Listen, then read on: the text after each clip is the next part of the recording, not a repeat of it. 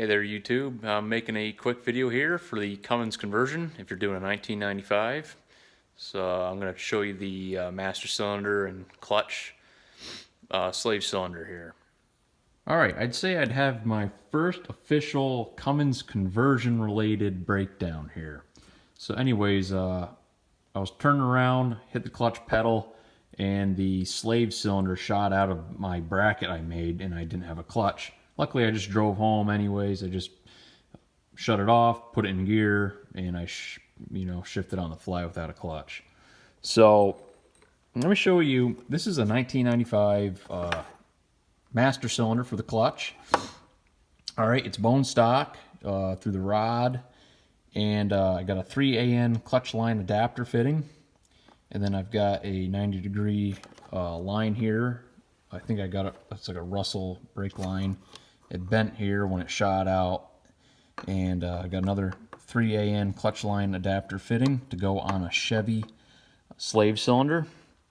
And what I did here was I made my own bracket, and it's not a good design here that I did. You can see there's a lot of play between this this thin metal bracket I made, and the snap ring broke, and the plastic broke around it here. And now that I'm looking, I don't even have my clutch rod here. Actually, sorry, I do.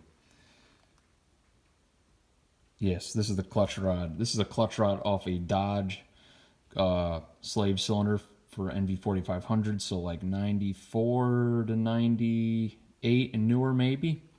And that's just the boot that come off this slave cylinder as well.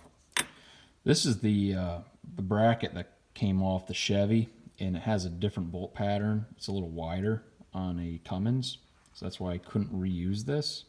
I suppose I could, and I'd probably solve my problem, so I'll see what I've got to do. So that's a snap ring that broke. Luckily, I have a pile of extra parts here. This is a 96 or 97 and newer master cylinder. This one's a bolt-on type for the 95, and the 97s they turn and then go in just like that, and there's no bolts required, so they're a little different if you have a newer style truck. This is a Dodge master cylinder. I didn't use that on my truck or try to get it to adapt, because this ended up working. And this is a Dodge slave cylinder, and I didn't want to get in all that mix and match stuff. So yeah, and if you're trying to bleed this, put this up in the air in a vise and lower this down to the ground and pump the rod a bunch of times, and it'll get all the air out. So that's how you bleed these. It's pretty simple. This comes off the truck like no problem. 2 bolts or 4 bolts. And I just fished it right through, and it's really easy.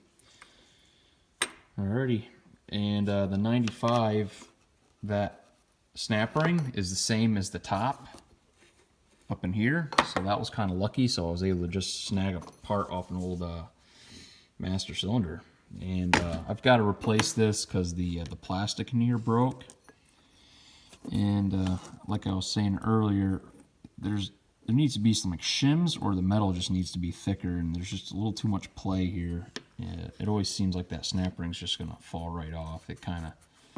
It's not snug. So anyhow, if you're doing it, I hope this helps you. Thanks for watching.